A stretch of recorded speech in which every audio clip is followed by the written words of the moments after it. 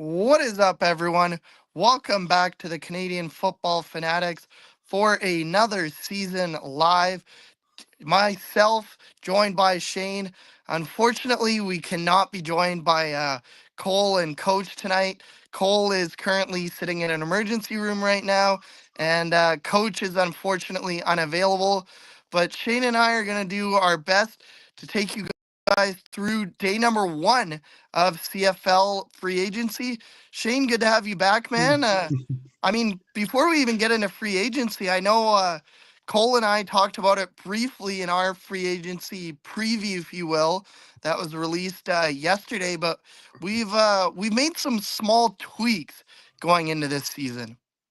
Yeah. There's going to be some changes with our weekly show, based off where Cole is heading, the direction that he's heading in with his content, which I mean is great for him. But the CFF weekly show is now going to be the 13th Man Football weekly show, and we'll be heading over to the 13th Man Sports YouTube page. And then obviously on Spotify and Apple Podcasts, you'll be able to find it there. And that's going to start in the next couple of weeks where we're going to transition that. It's still the same crew, but it'll be hosted by you and me as on 13th Man Football and 13th Man Sports going forward. Yeah, so it's gonna be fun. But we do have free agents to talk about. You and I were talking off camera that we think we're gonna go kind of alphabetical order. Now, just a peek behind the curtain. I was at work for pretty much the whole day, so I didn't see a lot of the transactions, other than, of course, the team we're gonna start with in the BC Lions. Yeah, I mean, I was smart. I took today off because I knew that if I did work, I would be kind of useless after 12 o'clock. Not gonna hide that fact. I intentionally took this day off, so I knew I could actually do things. But yeah, I mean, the BC Lions, probably the biggest question mark, I would say, in terms of what to expect for what, like, whole new coaching staff, right? Yeah. Obviously, you had players leave, but I'm kind of shocked with how active they were on day one of free agency. Yeah, no, I wasn't expecting it either.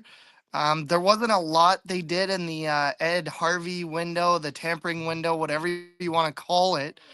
There was only like two guys that they came to terms with, really.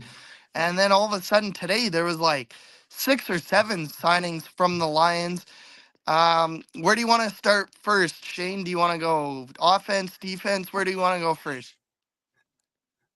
I mean, personally, I think you just got to go with the big ones, um, with Jeremiah Mazzoli kind of becoming in as your QB2, or even arguably like QB3, because you guys still have that young guy that you've had for the last couple of years still on the roster, who seemed to be in favor with Campbell. So I don't know how he'll transition into this new coaching staff, but I think it's a great get for not just the organization, but for Nathan work as a whole. Yeah, no, I agree. Like I was Cole and I, like I said, we did our free agency preview, if you will, like kind of the end of the tampering video the other day, and it was posted yesterday. I watched our other friends at the Three Down Bros. They did their kind of preview last night, and it was like even the backup quarterback position, like you look around the league, there's all 9 teams have their starter, right? And then if you go behind them, like really, the Lions were almost, and maybe Calgary, but the Lions and maybe Calgary were the only 2 teams that didn't have backups either. And like a lot of the backups were re signed. Cameron Dukes was re signed or went elsewhere, pardon me. He's no longer in Toronto. Nick Arbuckle was re signed in Toronto. You had Cody and McLeod switching spots. So McLeod's now in Montreal, Cody's in Edmonton. So really, the heap that the Lions had to pick from wasn't very big. No, and I think that's kind of, even if you look at like Calgary, for example, they're going into a year where their quarterback number two arguably is PJ Walker. Like they're going in with four quarterback or with three quarterbacks, I believe. Um, but their number two is PJ Walker, who's I don't think has played it down because he didn't play anything last year. No, Hasn't I played it saw. down of Sorry, football sorry, in the Shane. CFL. Sorry to cut you off, but I saw, I believe it was our friend Ryan Ballantyne that tweeted or X, whatever you want to call it, that with Matthew Schultz leaving today, not a single quarterback on that Stampeders roster actually took a snap for the Stampeders in 2024. Yeah, and I mean, you knew there was going to be changes. Like there had to be with the record and how everything went. Like you knew there was going to be changes, especially at that in the quarterback room. But I think it's a great. I mean, again, I think people forget like Rourke, as well as he has played. He's still a very young Hmm. quarterback in experience, right? This is what his technically it was his second and a half season in the CFL. Yep.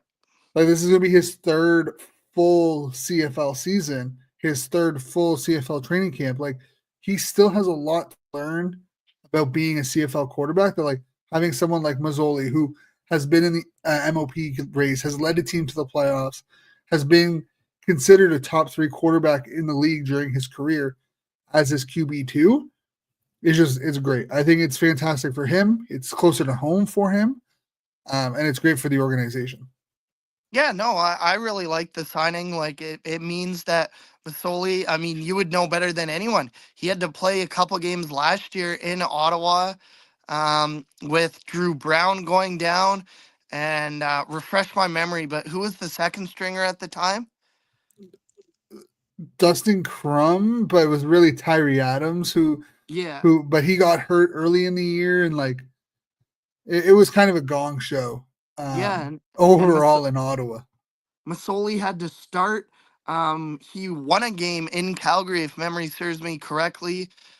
He also came into a game against Montreal. Like there was 3 or 4 games in total where Mazzoli ended up having to play for the Red Blacks last year.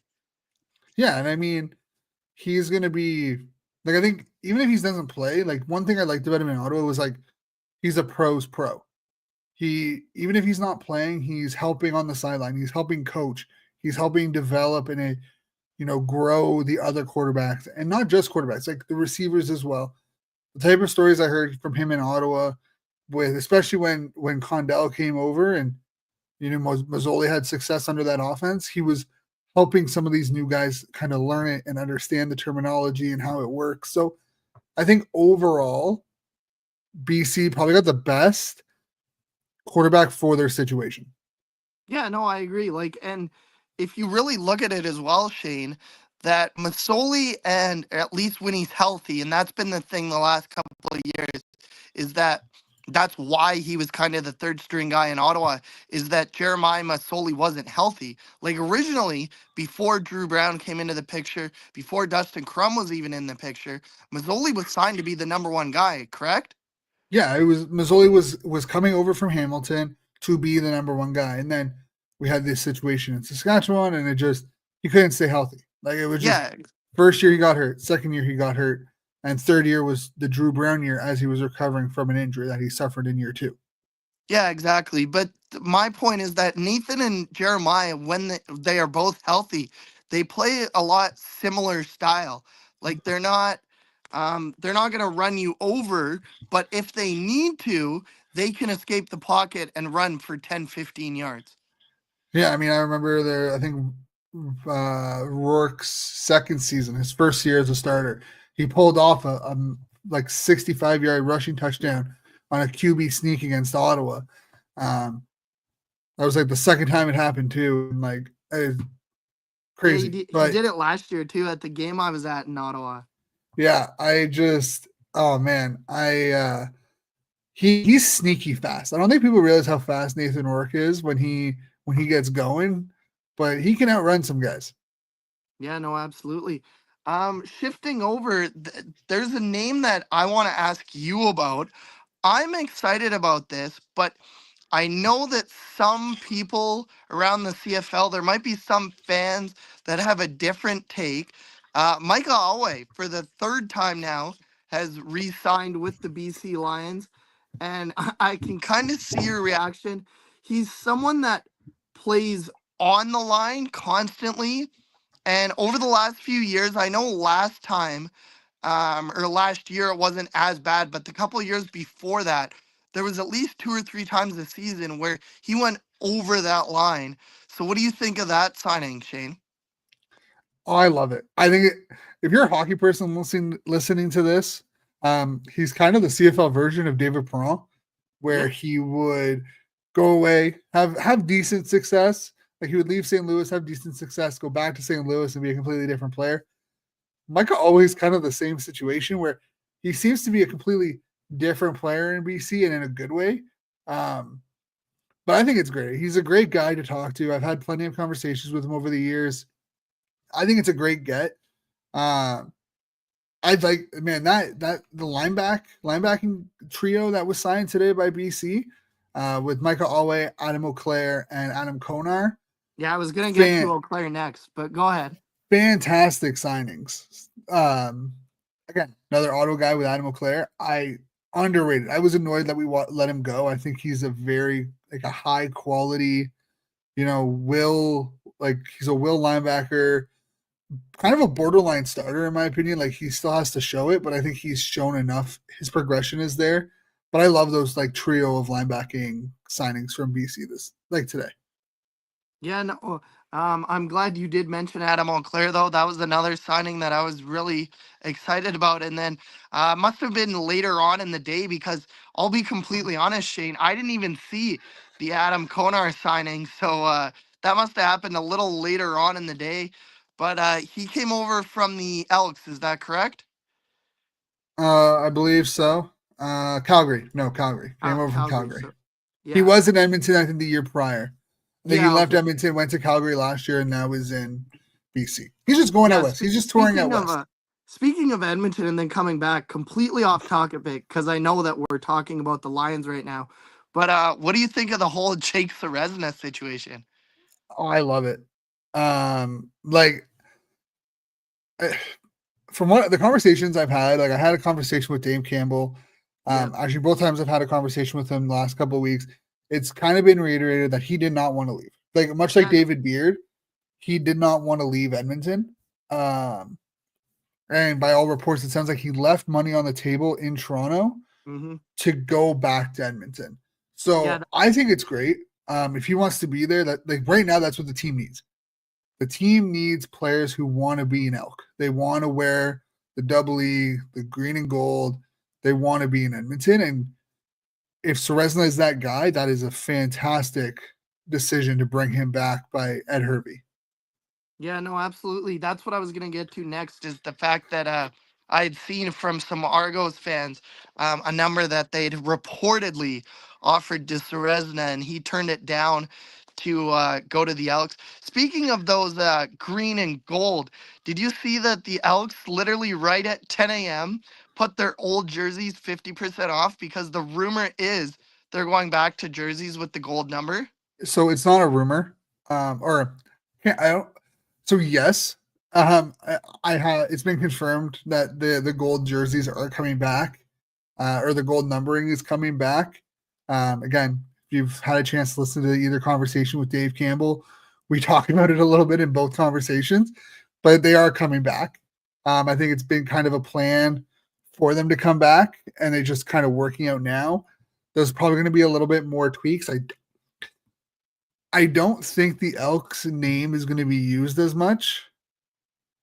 They're really going to focus on the double E this year. So I don't know if that means like the Elks on the jersey are going to change to just be Edmonton like they used to be. Mm-hmm. Because I think it used to be like Edmonton on the home, uh, like Eskimos on the white. And I don't know if they're going to go back to that similar style where it says Edmonton at home, Elks on the road, or vice versa. But I cannot tell you how excited I am for those gold numbers because it's like even their crappy like 3D looking gold, white, black stuff, like even that was garbage. And when they started to get away from like just like the crisp gold, like when you think of Edmonton, like when you think of Edmonton football, it's green and gold. It's a green jersey, gold lettering, and like they should never have left. Like they should never have gone away from it, just like they should never have gone away from the double E. So Yeah, no, making making amends on their mistakes. I completely agree. Like even the University of Alberta, right? Like they wear mostly green and gold. Yeah, I mean it's where they got their jerseys from. Like the Yeah. history of like the Edmonton football was they like their original set was from the University of Alberta Golden Bears. That they took the old equipment, used it, and they just kept it. Like I don't Yeah. know. I feel like the rebranding was done so badly that a lot of this should have been avoided originally. But I love it. I'm so excited for them to go back to their gold numbering, and I'm excited. I'm interested to see if they're going to keep the jerseys and just kind of change that nameplate, or if they're going to come out with like a whole new set of jerseys that really um, promote what Edmonton football was for the longest time. Yeah, no, it'll definitely be interesting to see. But quickly to get back to the BC Lions, we talked about Jeremiah Masoli. We talked about the linebacking trio that the Lions signed. There was some depth signings as well. There was an offensive line signing, and I can't quite remember the name right It now. was David Folcott Right, out of David Foku, Edmonton yes. or Folk. David Foku, and Yeah. then they also brought over Dejon Allen like very early, like the first like couple weeks, even Oh yeah, before they made that Christmas. trade. Yeah, Yeah, they traded for him. That's a great trade, and that's going to work out really well for BC. yeah, that's exactly what I was gonna ask you about. Is there anything else that you want to talk about with the Lions there, Shane? I mean, they brought back Nathan Cherry, and I find he's a very interesting uh, player going into this year. Spent a lot of time on the injury list last year. There's still quite a bit of Canadians on in BC, so like very interested to see what his role will be, um, and if he can elevate and kind of be a consistent, at least on baseline, consistent number two, if not fighting for that starter spot inside on the interior of the defensive line. Yeah, no, I agree. Nathan Cherry is definitely an interesting one. We'll have to see how that works out, though. So let's go. If we're gonna go alphabetical order, We got like Calgary next. the Calgary Stampeders. So Yeah. other than the Lions, I really didn't see much today. So I kind of allow you to take over the hosting for the rest of the 8 teams here, and we'll just go from there. Yeah. So they had a lot. They had so the CFL actually has like a team by team breakdown of who was lost and who was signed during the free agency.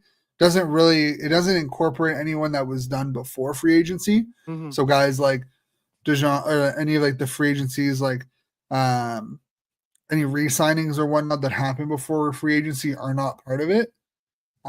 But their additions are fantastic. You got uh American defensive back, Damon Webb coming from Ottawa, and former BC Lion Adrian Green Hmm. heading over. You got two linebackers. You got American Derek Moncrief and Canadian Fraser Sobek out of Toronto and Edmonton. Receiver Tevin Jones out of Calgary. He re-signed, and then obviously Dishron Antwi. I always butcher your name, so I greatly apologize. Um, Anthony, yeah, out of BC. the onside punt guy, yeah. Yeah. Are the additions slash re-signings that have been listed so far for their their free agency. But I mean, you look at who they lost, right? They lost Peyton Logan, Michael Alway, Adam Konar, um, John Rice and John, who also went to BC. Hmm. Um, Tommy Stevens, who went to Saskatchewan, Matthew Schultz, who went to Ottawa, Kobe Williams, and Tyson Middlemost, who went to Edmonton. So definitely some departures, some key departures, and some pretty big impact additions with uh, Sopik, Webb, and Moncrief on the defensive side of the ball. Even Yeah, Green and is up there. yeah, Adrian Green.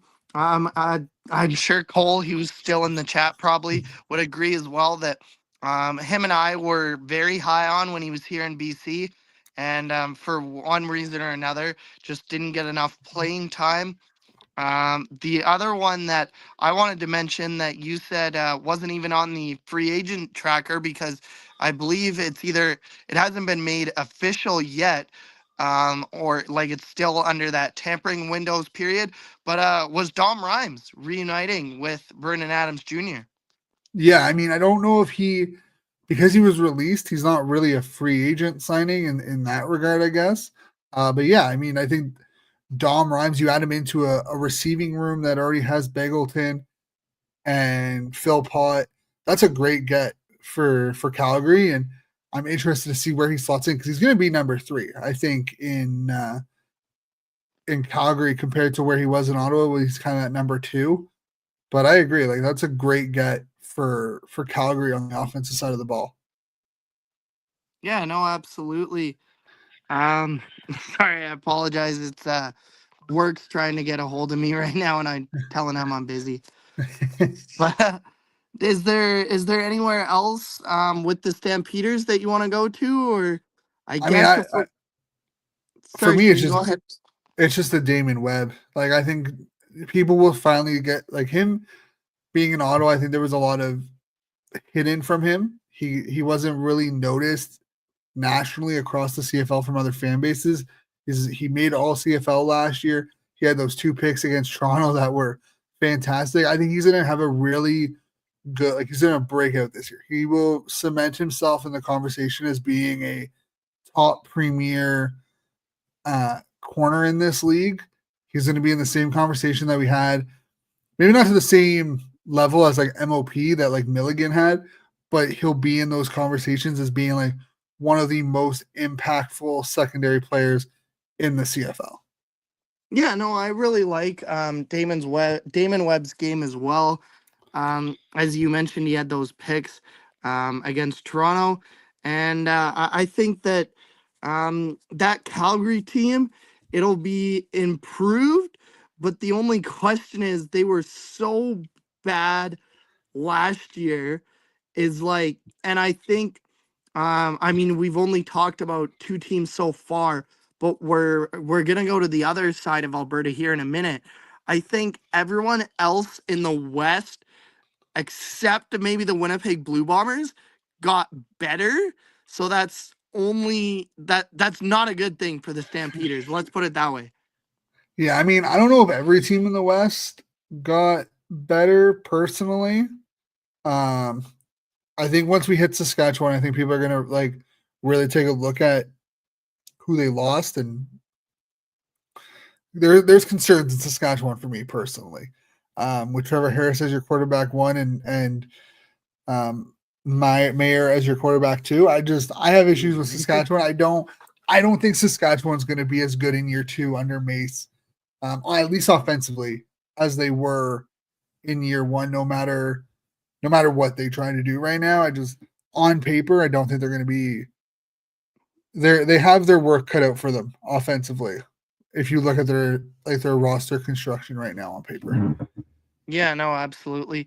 So we're two teams down, 7 to go. So, like I said, if we're going alphabetically, let's go to the other side of Alberta, who was very busy in the tampering window, the Ed Hervey window, if you will.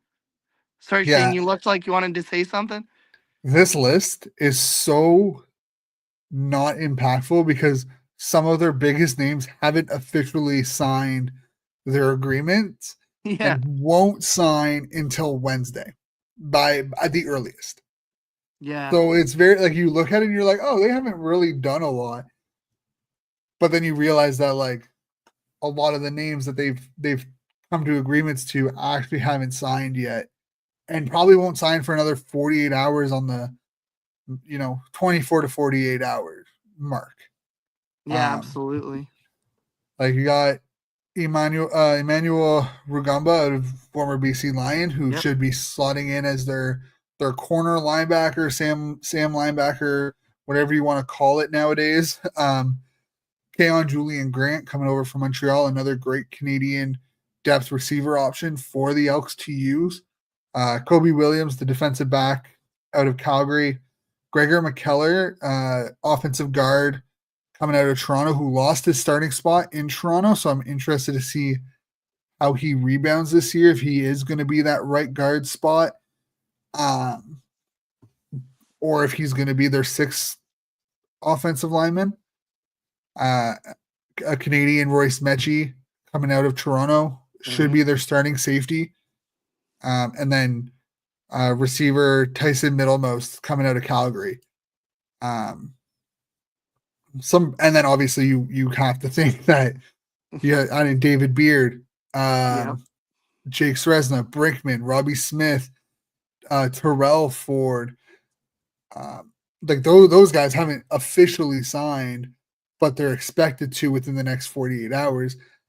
This is a pretty good piece of work from Ed Hervey in his first year back in Edmonton. Yeah, no, like I was listening. I don't know if you had this on for most of the day or some of the day, but the gentleman over at the Canadian Football Countdown, their whole 8 hour show. I mean, we're not gonna go that long. I can promise you that. No. But but they had our friend Andrew from the Turf District on, and I found it kind of funny because they were saying that the devil works hard, but Ed Hervey works harder technically maybe a week before he's supposed to. Yeah, and I think it just sounds like um it's just all physicals, right? It's all getting them in Yeah. Edmonton, um, and getting them past their physical, and once they pass their physical, they'll sign and whatnot. So there's no issues there by the sounds of it. Everything seems like it's just standard procedure. They weren't able to get them in Edmonton in time to sign on day one. They just want to make sure that everything is pitch perfect. But I don't know. I think Edmonton right now, again, you don't win the Grey Cup in February. What you But do you can today, lose it. but you can lose it. Um, but you definitely can't win it. But if you could give, at least right now, a team to like give a gold star to for what they've done on free agency, because it's not like he went out and spent money on positions that he didn't need. He didn't go out and spend 600K on two receivers. He didn't go out and spend 500K on a running back and a quarterback and gave them nothing on the offensive line. Like, he went out, he got positions and depth that mattered in Canadian depth and just overall depth. You got to give Edmonton the best ranking so far out of every team. Slap a plus plus 110%. Give them that participation trophy of like, you had the best off season, um, and then hope that it translates into wins come June. Yeah, no, I agree. The one signing that I'm really excited about, like not being an Elks fan or anything like that, you did already mention it. Well, I guess sorry, technically he's not a signing yet because the Elks haven't officially announced it, but is Tyrell Ford, like Trey's twin brother, pardon me. And it's funny because whenever they played each other with the Elks and the Bombers, it seemed like Tyrell would always pick off Trey. He doesn't have to worry about that anymore. Like the other joke I heard today was instead of picking him off, he can pick off the ball so that Trey can get the ball back. He was in the top three, was it not? I believe he had 7 interceptions last year, and behind Yeah. Milligan, that was second or third in the entire CFL. Yeah. And I mean, you also look at who, at the amount of Canadians, like talked to Dave Campbell about this on our latest episode, because it was kind of Edmonton focused. Um, but you look at the amount of Canadians that they could play at any given time, they could have up to 10 Canadians starting any given week. Like, you're gonna Yeah. have most likely have 4 on the offensive line. You're gonna have Curly Giddens Jr. So you're gonna have at least 5 starters, if desired, on the offensive side of the ball, not including Trey Ford because he doesn't count. But then you also have Keon Julian Grant, who's a starter in his own right. So do you start two Canadian receivers? Then on the defensive side of the ball, you have Robbie Smith, you have Jonathan Kongbo, Mhm. who has had personnel issues, to say the least, over the last couple of years. But hopefully he comes in and shows what he was before. You have Jamin Pelly still under the roster, who has shown flashes of being a high end Canadian defensive tackle. You got and then you add in Robbie Smith, and then you add in Royce Mechie and Tyrell Ford on the secondary. Like, you can have up to 10 guys starting every week as Canadians. Yeah. I don't think we've really seen that consistently in the CFL over the last like 10, 15 years. No, really, we haven't. Is there anything else that you want to go over with the Elks there, Shane? No, I mean, again, you can't win in February. So I'm hope that this translates to wins. Yeah, I Like really I do as well. Like you, I know I do a little bit more, but I know you know, of course, Dave and our friends at the Turf District and a couple other people that proudly rep the double E colors. We'll call them right now, and it's just like it's. I can't find a better word, so I will put it this way, but it's sad. Like I really want, and it's true. The CFL is a better place when, as much as we don't want to admit it, the Edmonton Elks are a good team. The Edmonton or the Double E are a good team. Let's put it that way. yeah, and again, I'm very interested to see how this translates. And you know what? Give Ed Hervey balls. He has given Killam every has given him an entire, all CFL style roster to work with heading into his first year as head coach.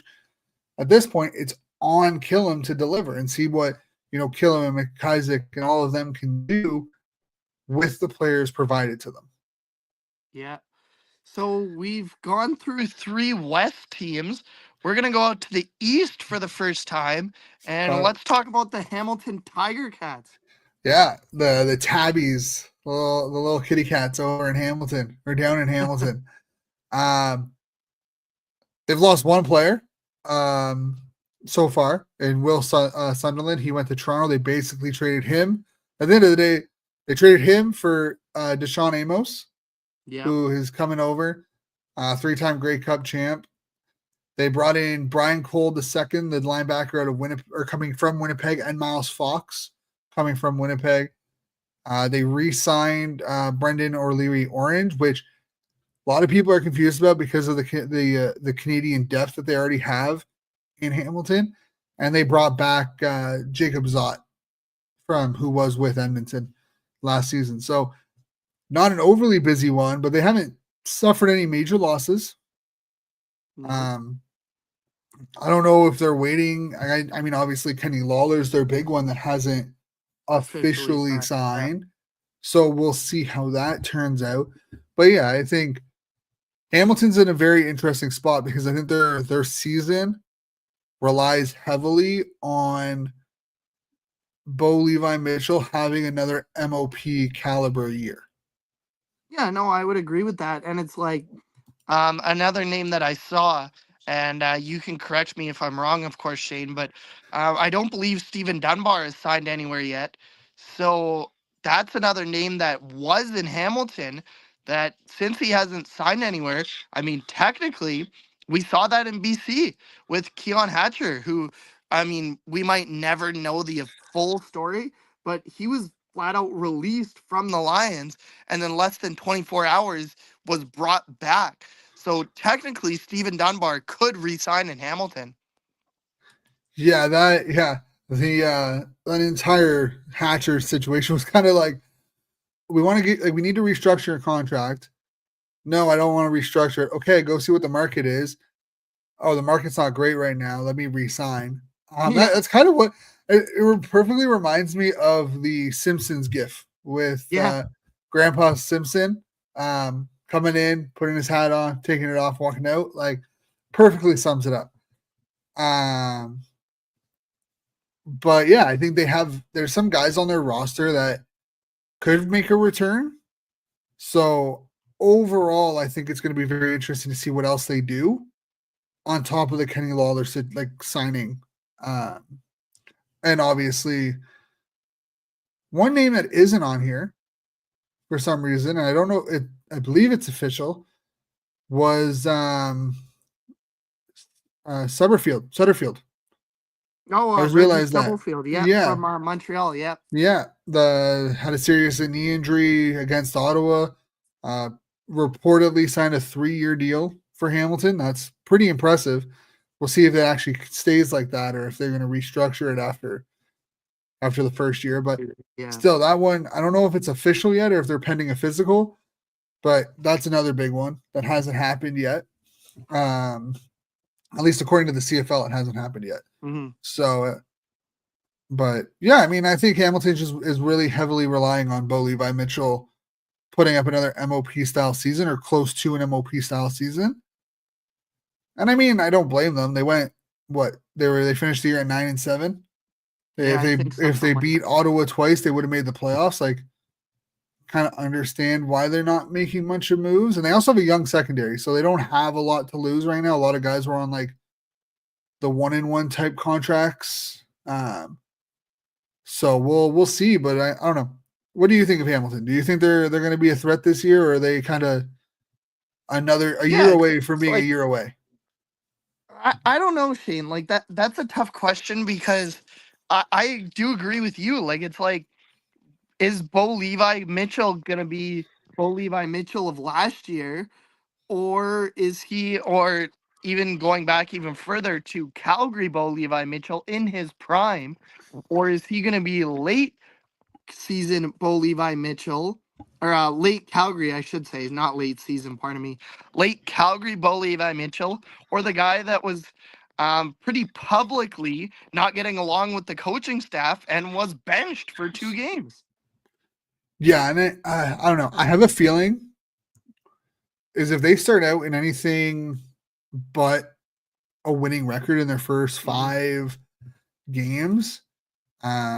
Actually, I want to check to see when their first buy is because I could honestly see um, um, Lanovich being the first coach Coach fired. fired. They have a bye week 3, so it's not going to happen by then.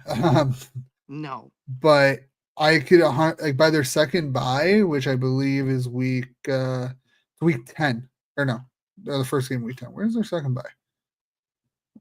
Week 12 is their second bye. If they don't have a winning record or if they're not at least one game below 500 by week 12, Yep. I could 100% see Milanovic being the first coach fired. Yeah, no, I agree. Like Hamilton, that is a very passionate fan base. Um, I mean, everybody knows the history. They have the longest Grey Cup drought. We don't need to remind Hamilton fans of that.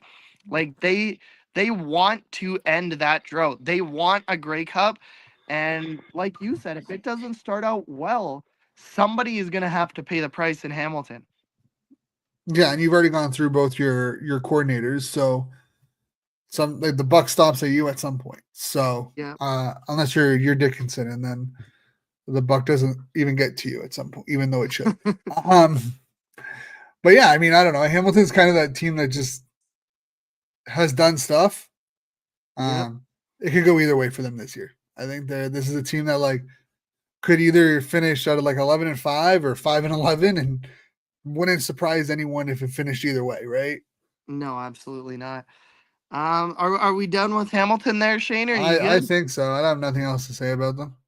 All Outside of right. when are they So going to name their arena, like their new stadium? Because there's no longer Tim Hortons Field, and they haven't announced anything. that's right. I I forgot just about want that. them to announce something. I just want them to be like, yeah, this is what our name's going to be for the foreseeable future, and get on with it. Um, I mean, I'm pretty sure the Forge have started to play already, so I'm kind of shocked they haven't already announced it, but that's beside the point.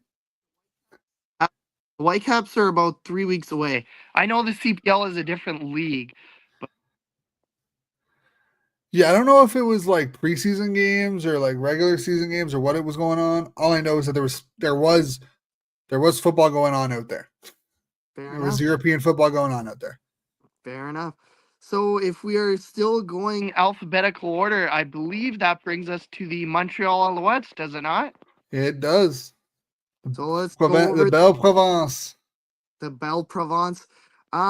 They weren't super busy on day one, but I mean they're 2 years removed from a Grey Cup championship.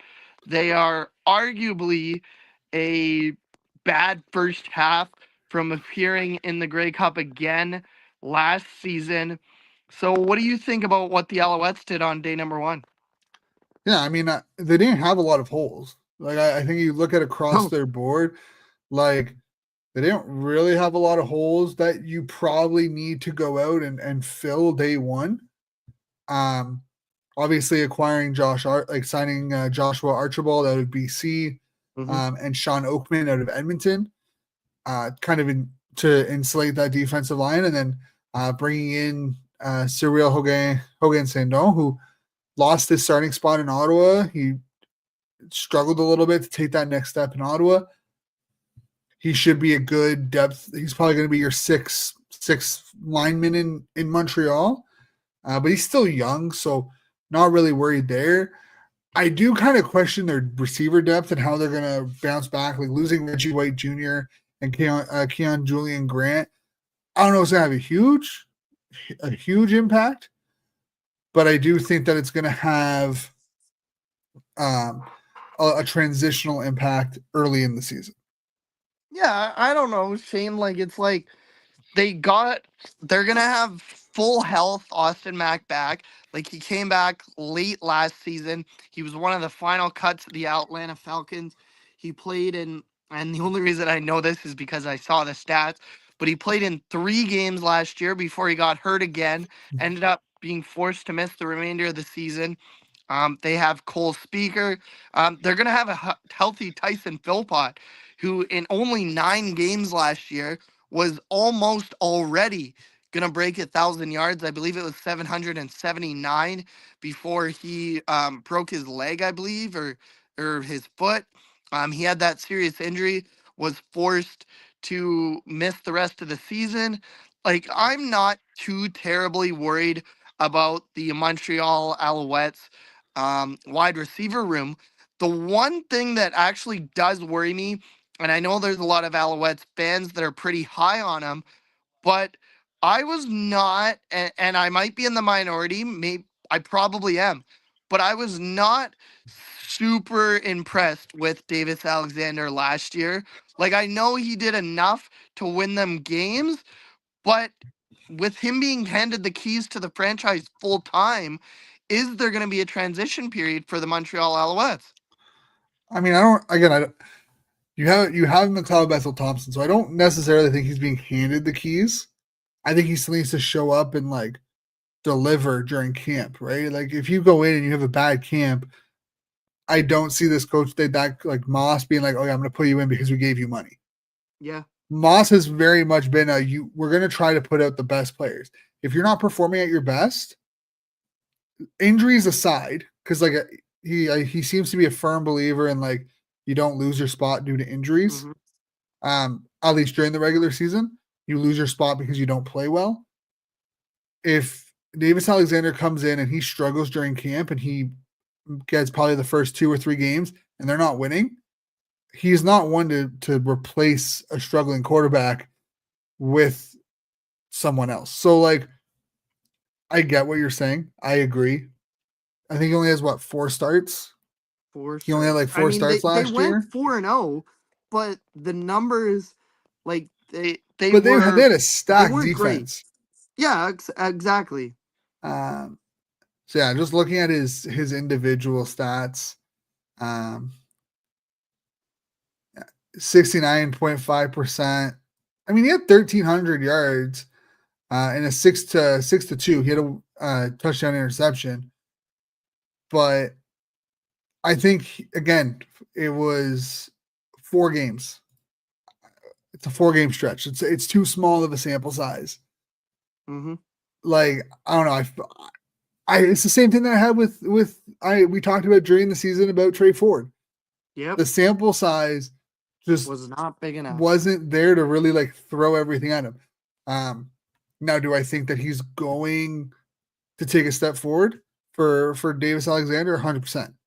Um, but I agree. Like, if you're putting all your eggs in one basket, you're probably not going to succeed very much in this league.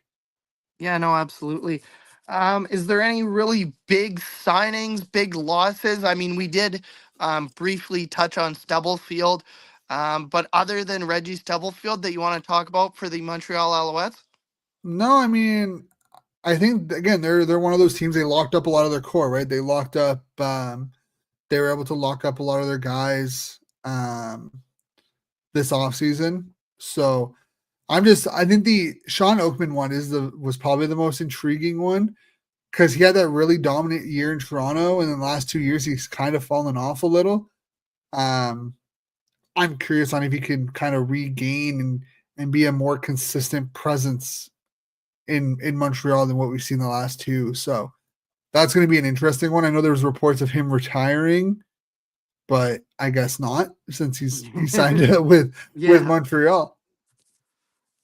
So that's what are we at? Six down now, Shane, with Uh, we three got left? we got we got four. We got Ottawa, Toronto, Saskatchewan, Right, Winnipeg. right, right. So We're off so to after Ottawa. Montreal, we go to Ottawa. Yeah, that's Yeah, right. we go to Ottawa. Guess it's my time to shine on this one. It is.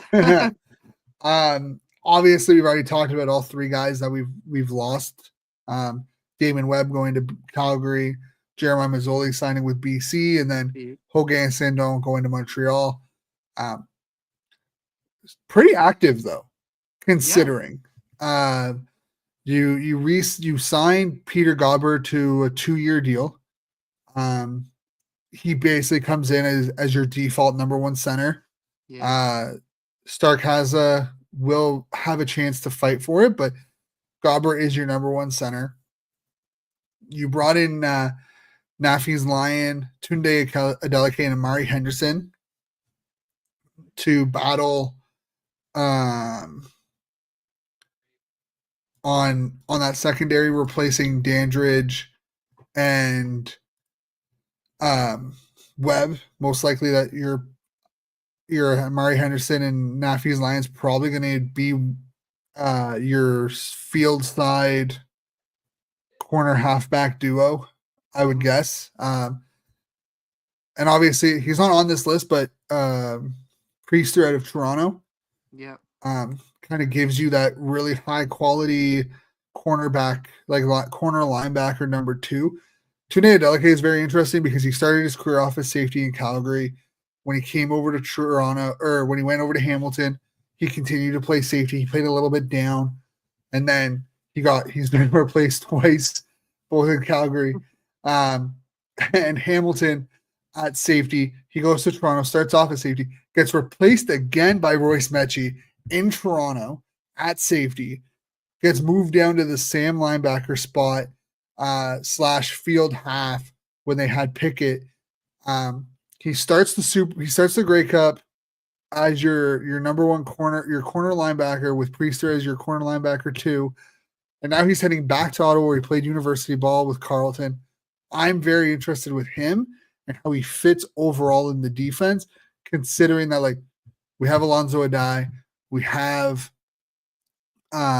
Justin Howell at our safety spots, and then you have Adarius Pickett and Priester as your corner linebackers. If Adeleke is slotted to be that number one field half, and then obviously we brought in Matthew Schultz as hmm, probably QB2, and then Christian Albright as as a American defensive line depth because we don't really have much for that in that regard. So not an overly busy day, but a pretty successful day. And obviously, the big one that should be, again, kind of the same boat as Edmonton within the next 24 to 48 hours. Eugene Lewis coming over, replacing, or effectively replacing Dom Rhymes in Ottawa. That's, again, hasn't been announced yet. It's by all reports, it sounds like it's pending a physical. Um, Believe it'll be announced sometime tomorrow, but that's basically Yeah. what Ottawa's done so far, and I don't expect them to be very busy outside of that. Yeah, no, I was that's actually the one piece that I did see that was non-BC Lions related. It was CFL reporter, friend of the show, Farhan Lalji, that did tweet out that Eugene Lewis was expected in Ottawa tomorrow for his physical, and once that is passed and everything, that is when he will sign on the dotted line. Yeah, and I mean, it sounds like he has been.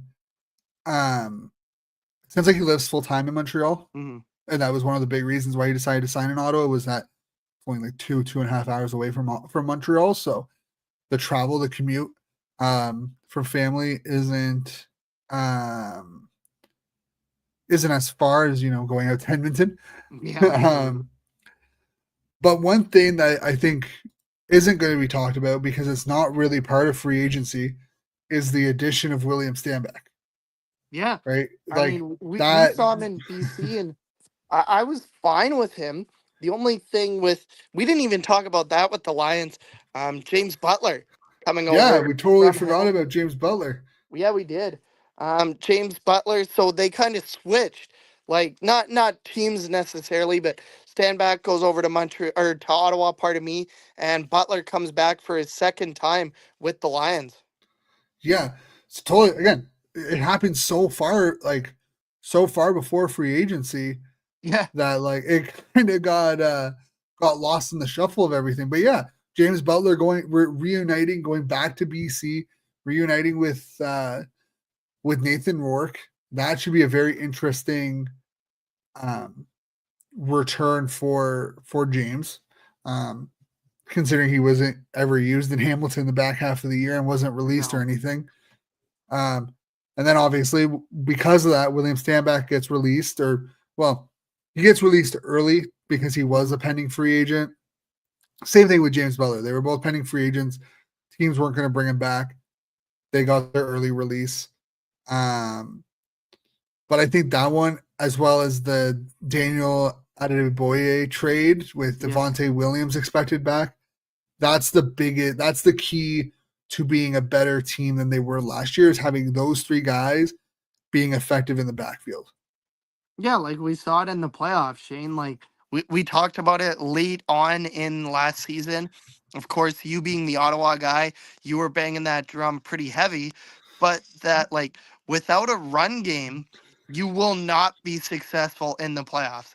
Like you can score like the Red Blacks scored 32 points or whatever it was in that Eastern final, but their defense just could not get on the field or get off the field, pardon me, because they were all quick strike touchdowns through Yep. the air and they could not grind out the clock. And I think there was two pick sixes Yeah, in that game which as were well late in the because game. Yes. you're forced to throw it because you don't have a run game. But yeah, I mean, I don't know. I think Ottawa, as of right now, and this it might be viewed totally biasly, but I do not mean it biasly. Right now, I think Ottawa should be looked at as the favorite in the East.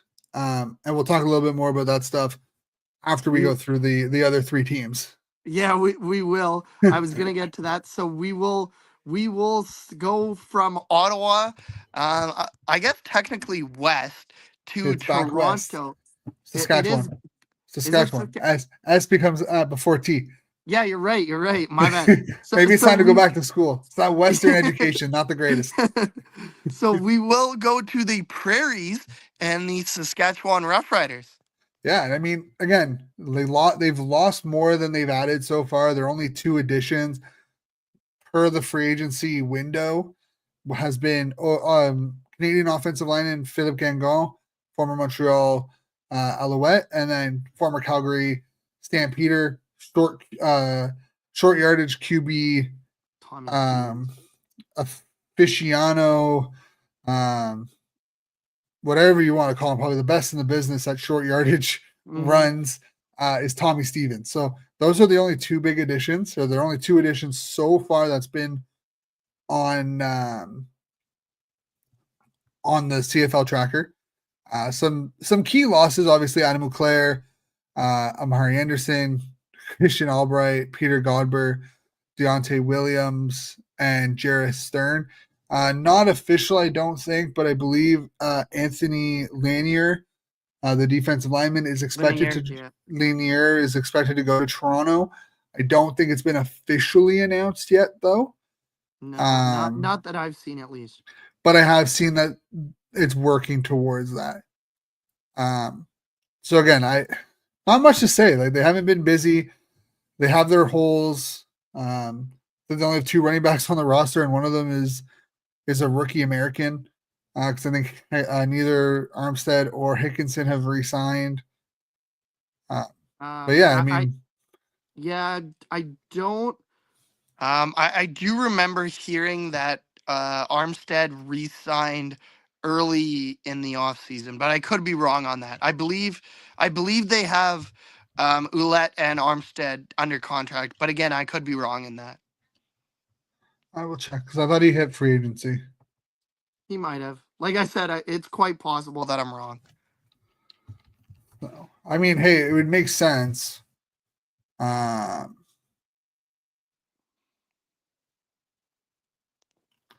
yeah, I can't find anything, but that doesn't mean it hasn't happened yet or it's not in principle. Um, but again, this is a team that I think isn't how do I say it? Isn't lining themselves up to put themselves in the best position to win. Yeah, that's fair. Like I thought um I thought excuse me, pardon me. I thought the Riders had a better day than they did. Um, seeing that they only had two official signings yet, um, I mean that's like, and again, we talked about it earlier. It's like Trevor Harris. He's a good quarterback. He's a serviceable quarterback, but there is also times where it seems like he's made of glass. And like his first 2 years, because going into year three now, his first 2 years in Saskatchewan, both years had really good starts. Year number one, they were 3-1, 4-1, whatever. He broke his leg. They were out there. He was out the rest of the year, and they were unfortunately went downhill from there. Last year, he suffered another serious injury, and they did enough where they had a good backfield and a good defense where they were able to get second in the West. And let's be honest, if it wasn't for a gust of wind in Montreal, they probably would have won first.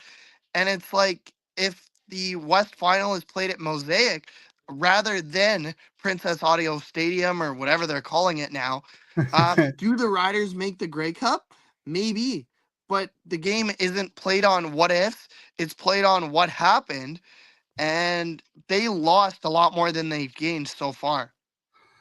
Yeah, I don't know. I feel like I like Mace. I think he's going to be a really good coach, and I think he will do what he can to really pull this team along. But I just don't understand the love that he had. Like again, Trevor Harris has been a really good quarterback in the CFL.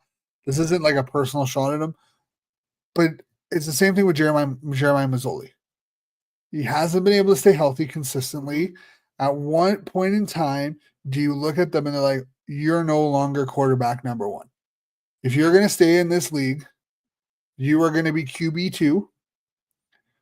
You will have the chance to start. You will be the number one option to start. Um, if the starter gets hurt, but I think they're better off. And as much as I hate to say it, I think they're better off with Jake Mayer as their starting quarterback over Trevor Harris. Yeah, I don't know if I agree with that, but I I just don't think know. health wise, like if you look at it from like Yeah, week no, over week, like health wise, absolutely. But like talent wise, Jake Mayer is not the better quarterback. arm strength wise, no. But right now, I feel like Jake Mayer can probably win you more games than Trevor Harris can. If Maybe.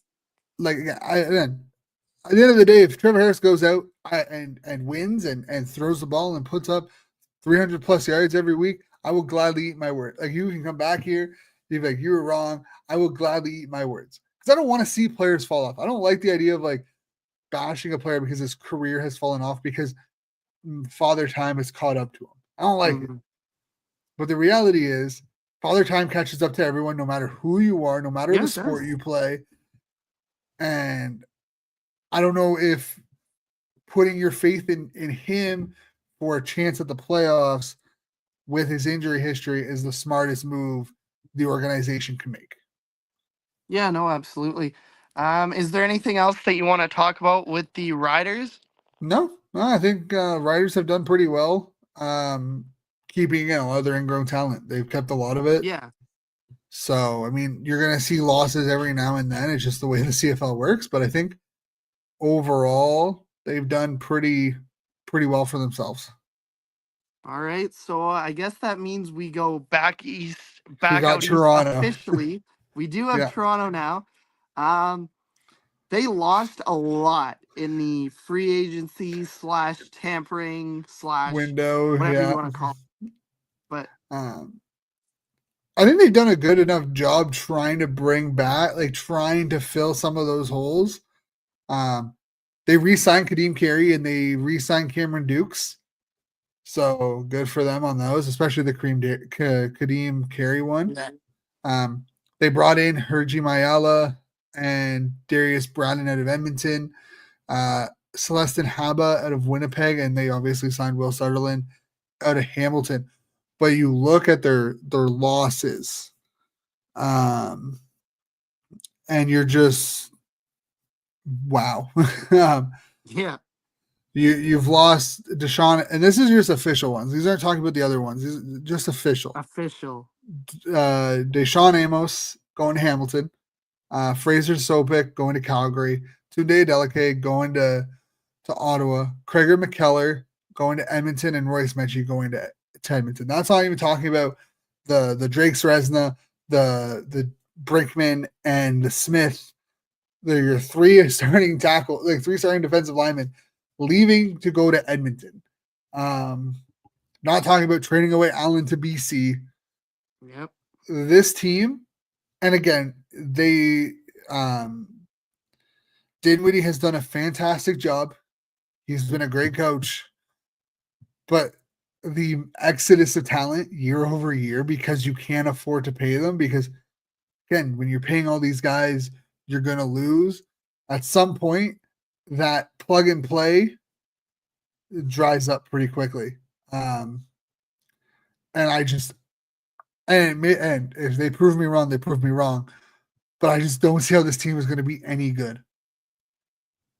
I don't know. Like I know Argos fans are gonna disagree with you, but like I don't see it. Like I don't know. Like the Jake Seresna we already talked about. Like they lost not necessarily on their offense, but on the defense they lost a lot.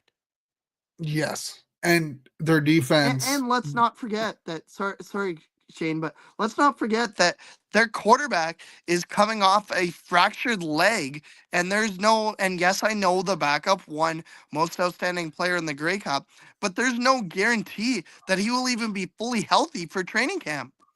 yeah, like I don't know. And like your defense, if you look at the play, like same thing with Montreal, right? In 2023. The two games you played, the East final or the East semifinal and the East final, your defenses dominated those games. Yep. They are the reason you guys got to where you were. You look at the Grey Cup, very much the same thing. They were Yep. the reason, like, you're the reason why they won. You lost, specifically Toronto here, you lost 7 starters Mm-hmm. from your Grey Cup. Out of Um, 11 I'm gonna pull up their depth chart for the and Grey Cup, for the Grey Cup. So yeah, so Seresna, gone. Brickman was the backup to Holly, who's still there, but Seresna.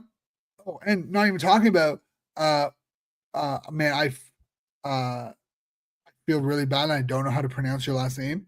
Oren Mullade, Flo, Uh, go uh, trading uh, Rumlam Wale or something. Yeah, trading him back to Calgary for Yep. Cameron Judge.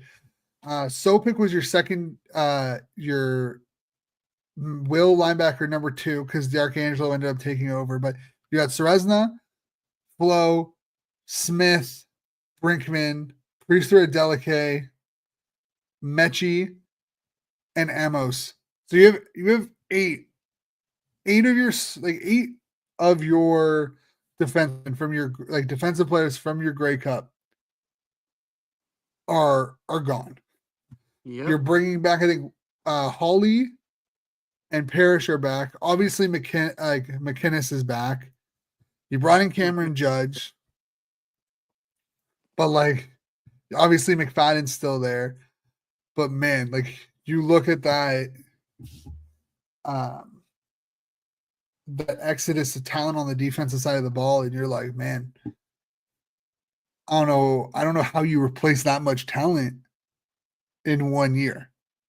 Yeah, no, it's definitely gonna be tough. Like it's I, I don't know. I don't have the answer. And that's why like you and I were saying earlier, you can't win the Grey Cup in February, but you sure as can lose it. Yeah, and like again, maybe they have something, and maybe Dinwiddie pulls something out of his magic hat and shows that he's the best coach in the league again, and they become a 10 and 8 or 11-7 playoff team. But man, the depth on this team is going to be questioned, and it's going to be very hard to not look at it and be like, this team is going to struggle, and like this team could be potentially like a max of 5-win team based on the defensive turnover that we've seen this year. Yeah, no, absolutely. Are you good with the Argos then? Yeah, I mean Argos is good. I just man, it's gonna suck. It's gonna be really hard. Hopefully, it doesn't impact their progress that they've made over the last couple of years, attendance wise. Yeah, no, I hope that city, it's like it's so similar to Vancouver, where like what I always say about here in Vancouver, we are the most fickle fan base ever. Like it's like Toronto is pretty much the same. Whereas if you are doing good, if you are winning games, and this doesn't just apply to the Lions or the Argos, it's all the sports teams in Vancouver and Toronto. Like here we have the Canucks, there they have the Leafs. There they have the Blue Jays. Here we have the minor league affiliate of the Blue Jays, so on and so forth. Where if you are winning, people will show up. But if you are not winning, people do not care. There is so many other things to do in this town and in that town that they will find something else to do. Yeah, exactly. Like it's just, I mean, same in Ottawa. Like I think Ottawa is such a sport heavy town now. But again, if you're not winning, people aren't going to show up. Like they're going to go spend their hard-earned money somewhere else instead of spending the money on somewhere that like you get to sit around and pay overprice for a beer and a hot dog. Yeah. Like, right? Yeah. Winning is the magical end to everything, right? If you consistently can win, you will have a good turnout. Absolutely. So that Yeah. leaves us with one team Yeah. left. You got the Bombers, and I will The say Winnipeg Blue Bombers. they have not bombed so far um in free agency. Yeah. So do you want to go over the quick additions, subtractions? We'll do Yeah. that. Let me just pull it up because I lost it. There you go. So much like Toronto losing a bunch of players to Edmonton, they have they have lost 3 players to Hamilton. Brian Cole, linebacker, Miles Fox, the D line, and Liam Dobson. I forgot if we mentioned him with I the. don't believe we did, but We might not have. It might not have updated in time. But Liam Dobson going over to Hamilton, and then obviously Haba going to Toronto. So only 4 losses during the free agency period. officially, but Officially, Terrell uh, Ford is another one. There's yeah. There's a Kenny couple of other Lawler as ones. well. Yeah, there's going to be a couple more kind of trickling in over the next 24 to 48 hours. But they're official You know, Yep. obviously re-signing Dalton Schoen, fantastic. I think it's a great one. But their their additions are Jareth Stearns out of Saskatchewan, the receiver, Hmm. Gavin Cobb out of Edmonton, Reggie White Jr. out of Montreal. So three big receiving additions. Peyton Logan from Calgary signed a 2-year deal. So we'll slot in Yeah, as that's RB2, kind of going to be that probably tempo running back, give you probably some special teams, punt return, kick return. yeah, Um, Josh Haggerty, the defensive back out of coming from Edmonton. Uh, Brock Gowenlock, some Canadian depth, some hometown depth on that defensive line, was originally with Montreal, and they re-signed their long snapper Mike Benson as well today. So pretty busy, but again, a lot of kind of minor, your number two type. You're probably your 3, 4, 5 receiver, your number twos type signings by Winnipeg today. yeah. No, and I like Adam Big Hill as well. Like I don't know, they posted the farewell video. I don't know if that means that he is just a free agent or if he's gonna hang up his cleats. But he was really like last year. He wasn't really a starter at all, other than a couple games. He was hurt pretty much all of last year, so you could almost chalk that up to a loss last year rather than this year. Yeah, I think he wants to play, and I think there will be a team that will give him the option to play and give him the ability to play. But he's definitely not. He's not a middle line. Like, he's not your number one. No, absolutely. Like, honestly, I'm not gonna lie. I would like Ottawa to bring him in as a number two behind Santos Knox. I know they still have Taylor, but I think Taylor is better suited as a will linebacker in the CFL, which is kind of crazy to say about someone who got starts in the NFL and really only got out of the NFL because of injuries. Hmm. But from what I saw last year, he was a much better um, will linebacker, and there's still some holes on that middle linebacker depth. So bringing Big Hill in on a smaller contract, I think would be a great win for Ottawa. But overall, I think Winnipeg again kind of filling some holes, attacking their depth, creating some options to work within their lineup, and not really going for those big splashes anymore. They have who they have on offense and defense. You got to surround them a little bit with some quality depth. So if one of them gets hurt, you're not right. And obviously they signed James Vaughter. That's one thing Yeah, we didn't mention. Same with Saskatchewan with the Mike Rose signing and the Micah Johnson re-signing before free agency opened. See, there's so much stuff going on during that window. They should just get rid of the window and start it on February 2nd and yeah, call I it a day. agree.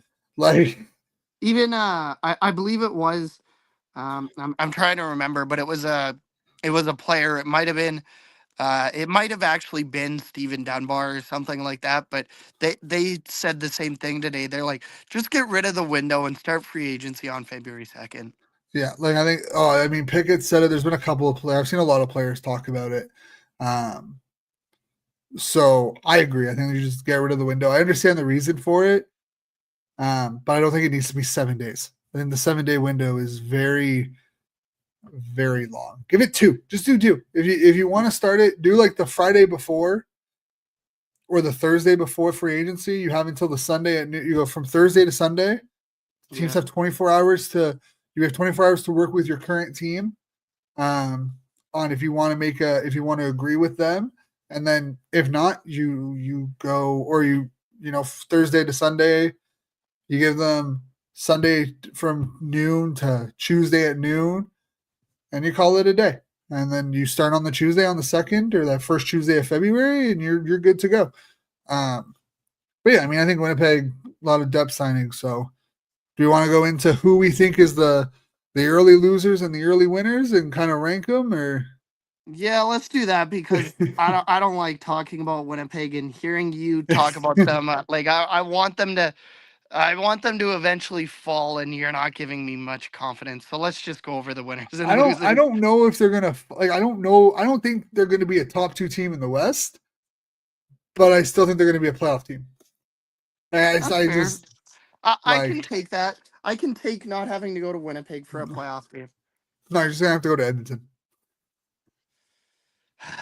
Okay, let's go. Let's go over the winners and losers. um.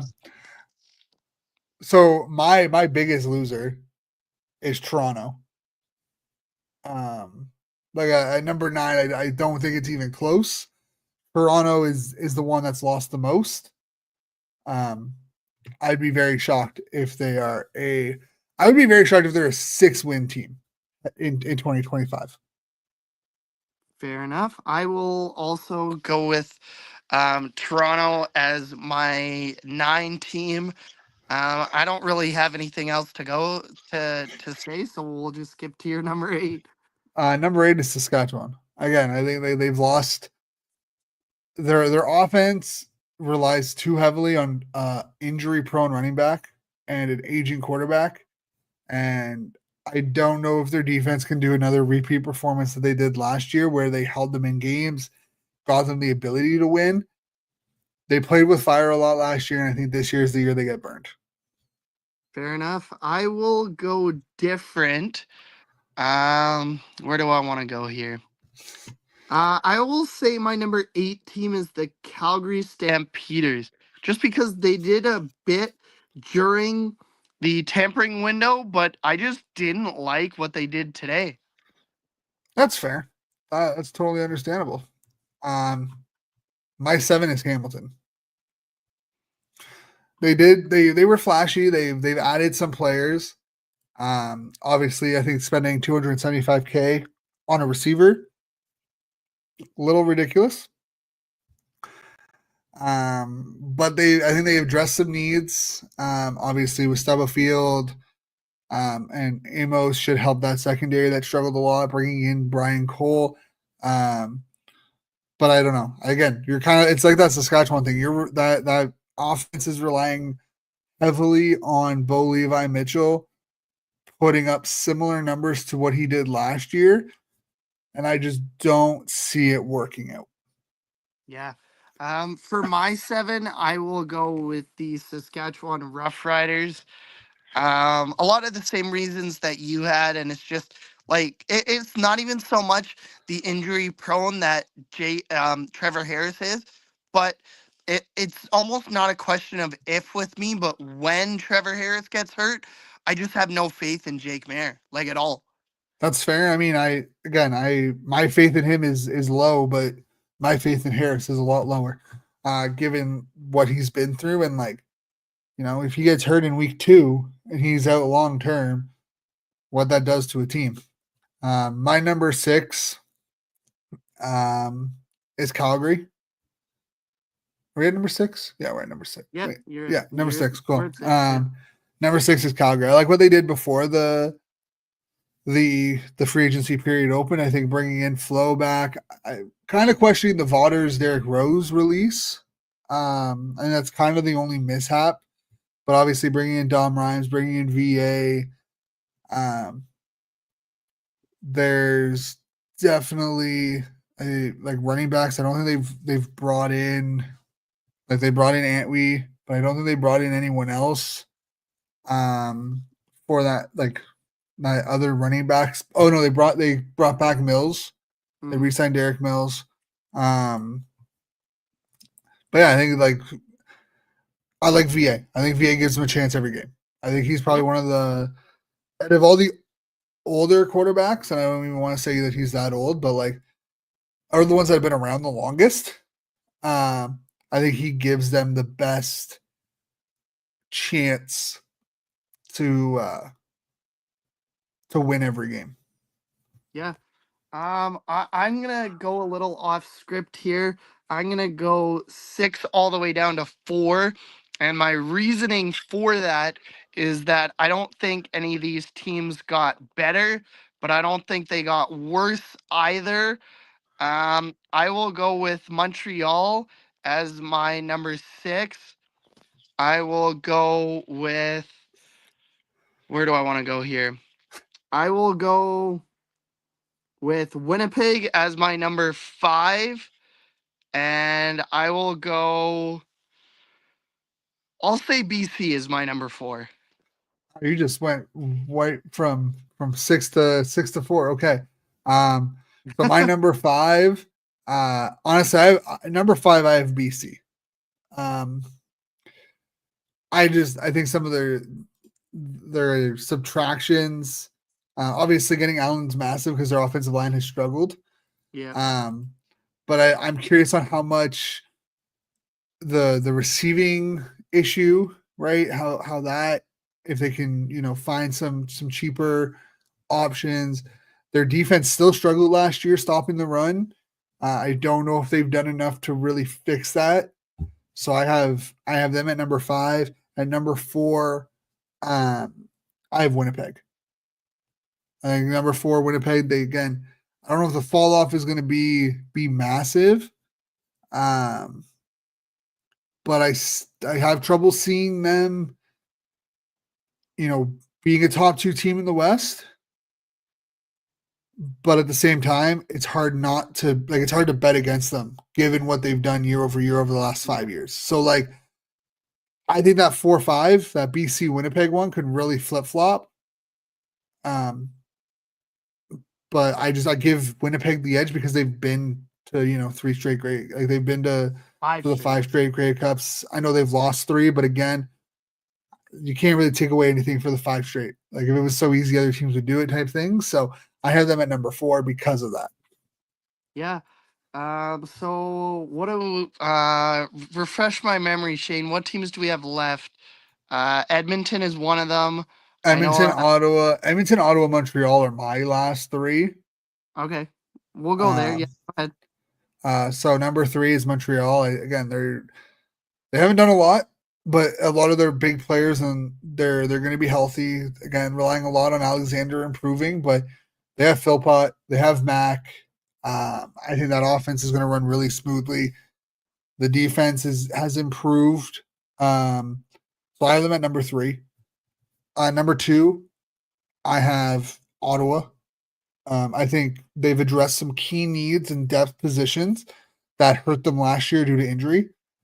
Um, Obviously, you bringing in Eugene Lewis when it's finalized is going to be a massive get Mm-hmm. for that organization. And then number 1, I have Edmonton, and it's kind of self-explanatory. We've already talked about it. Yeah. Again, you can't win a Grey Cup in February, but you can sure as shit set yourself up for one. And I think Ed Hervey has done exactly that. Um, so yeah, those are my 9-1. How I have the teams and how I think the free agency and like their offseason as a whole has put them heading into combine and draft mode. Yeah, no, I will flip flop. I will say Ottawa is my number 3. Montreal is my number 2, and Edmonton is my number 1. And the only reason that I have Montreal as number 2 and Ottawa as number 3 is it's like you were saying with Winnipeg and BC. Those could definitely flip flop. But Montreal over the last 2 years, they've been in 3 Eastern finals in a row as well. Like all 3 of the last East finals have been Edmonton, or not Edmonton, pardon me, Toronto and Montreal. So Montreal has kind of built that winning culture, whereas Ottawa, they had a good year last year. They got back into the playoffs, but they're still trying to build up that winning culture. I think Bobby Dice is definitely on the right track. I don't know if he's there yet. But I think I agree with you. It's pretty obvious who has had the number 1, at least day 1 of free agency, and that is the Edmonton Elks. Whether that translate to on-field success, we will have to wait until May for training camp preseason, and then of course the regular season kicks off right at the beginning of June. Oh my, yeah. Sorry, I got a notification about the Bulls game because someone retweeted it. They're getting their absolute bell rung right now. It's 71-29 at the first half against the Pistons. No. Yeah, sorry to get distracted, folks. If you're No, listening no, to no. this It's all good. after, um, 42 points. yeah, yeah, 71 to Oh, 29 in the first wow. half. Like, I don't know what's Wow. worse, giving up 71 or Or only only dropping scoring 29. 29. Yeah, Like, that's like, bad. oh, it's gonna end at like 135 to like 60. Oh man. 60. That's oof. But I think that might just about do it for us. I don't think I think we're still a little too early. I don't think like we talked about our winners and losers the day one. I don't think we really need to go over favorites. Like the game's not played on paper. Let's put it that way, No, and Shane. So there's so much that can happen between now and May when rookies hit the field. Like, absolutely. right? There's so much that can happen. So no, I think it's the way too early favorites. Absolutely.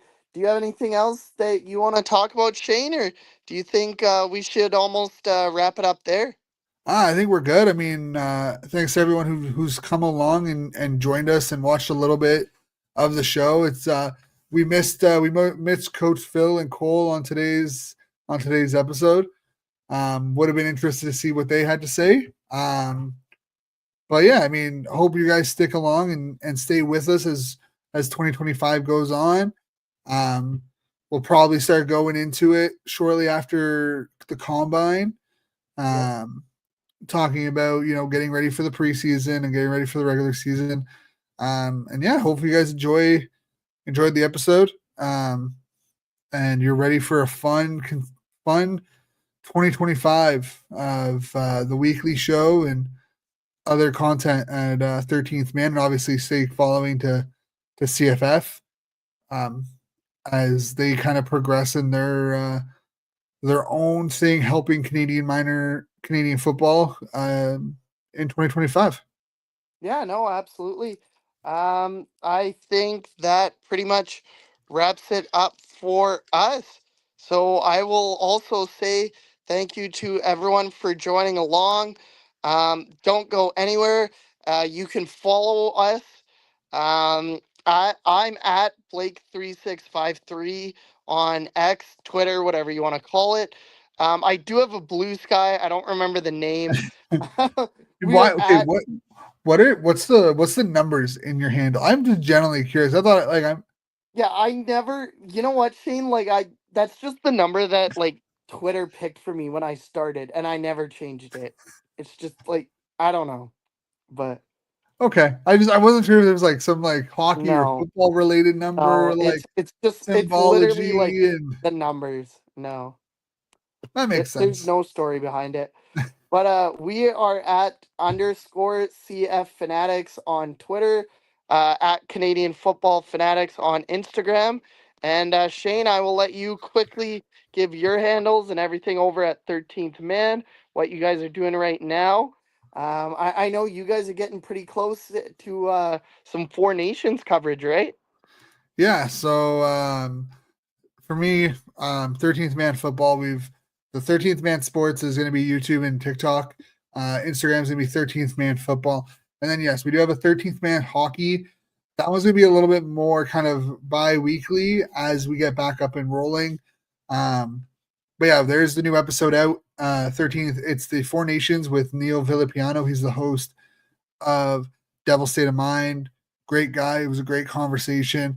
So if you want to head over there to get a little primer of the tournament before the first game on Wednesday, go right ahead. It's on the 13th Man Sports YouTube channel, as well as 13th Man Sports on Spotify, Apple Music, all that. And you'll be able to find this episode on the 13th Man Sports it'll be unedited. We'll pop it on there for the ones who just want to listen to it and can't go to YouTube, but you will be able to find us at the 13th Man Sports on Spotify, Apple Music, I think Google Podcasts as well. And yeah, that's it. Obviously, Shane underscore 13th Man on Twitter. Um, yeah, it's gonna be a good year. Yeah, no, I'm excited because I do, and I know Cole does as well. We like to listen to podcasts at work there. So I'm excited to be able to, maybe not this one, because I will admit that, like, even in my broadcasting career, I hate to go back and listen to the sound of my own voice. But for anyone else, it'll definitely be a fun time. I know you and I and the regular gang will have fun with the weekly show. And stay tuned with us as we get closer and closer to the 2025 CFL season. Yeah, and again, all the weekly shows will be available in podcast form this year. So Yeah, can't get to YouTube and you want to listen to them at work while you're on your way to work or whatever, they will be available in podcast form. So don't you worry.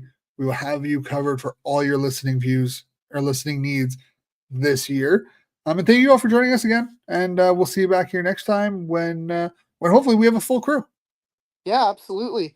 Before I forget, I will say, as Cole would probably be mad at me if I didn't, don't forget to like, subscribe, and smash, or sorry, like, comment, and smash that subscribe button. I knew I was going to get it right.